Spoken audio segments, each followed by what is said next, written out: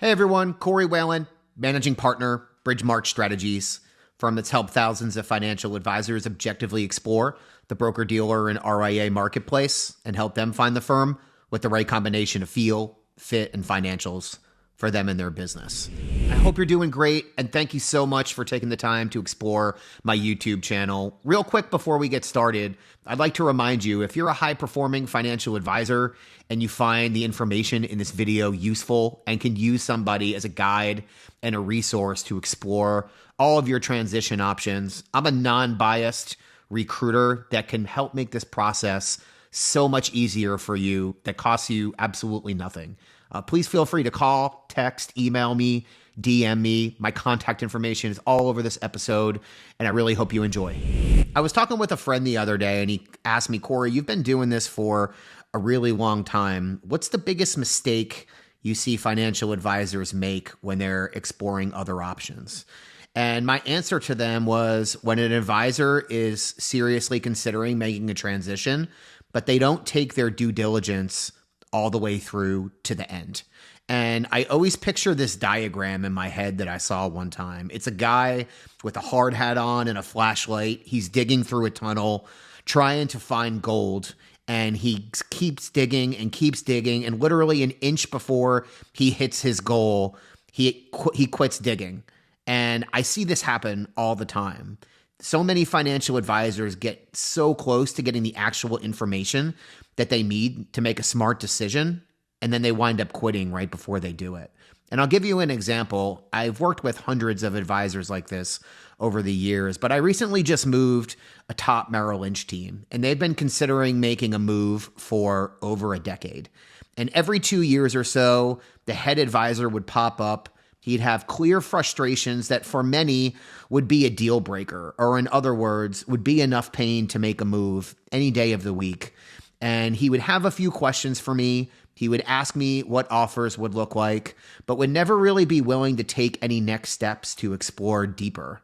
And then would just wind up going back to work. And then another 2 years later, he would do the same thing. And I sat down and expressed to him that the information that he needs to get comfortable in making a move or staying is not having an hour conversation with me or the recruiter at Raymond James or another firm. Well, that's a really great starting point.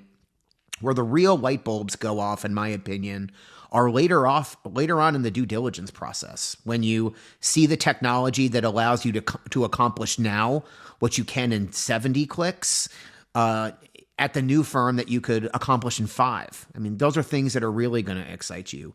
How technology can help you build better relationships with your clients.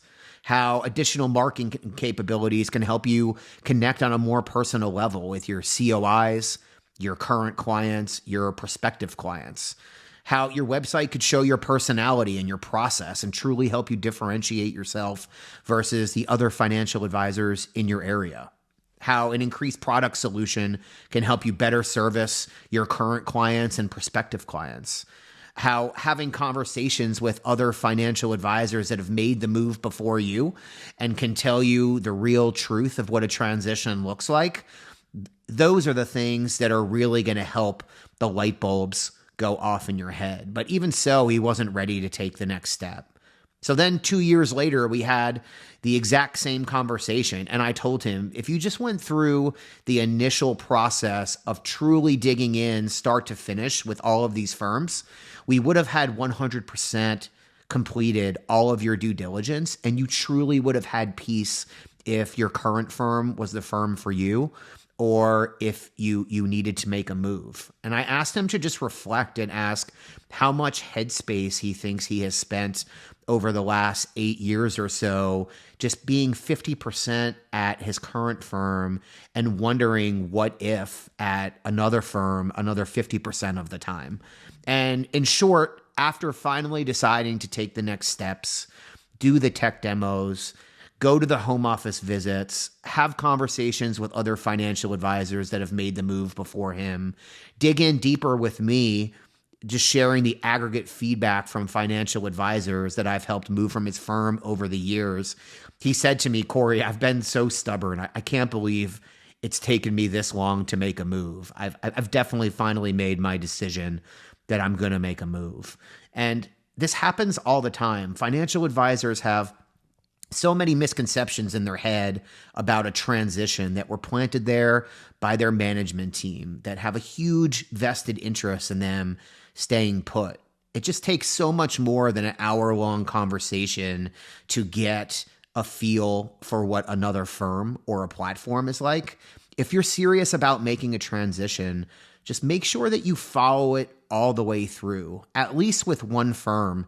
And then also to manage your time as you're a busy business owner, make sure that you streamline your process and minimize the amount of time that will take by leveraging an experienced consultant by myself that has a true knowledge of the industry and could point you in the right directions of the right firms to explore based on what you're trying to accomplish and what your wants and needs are.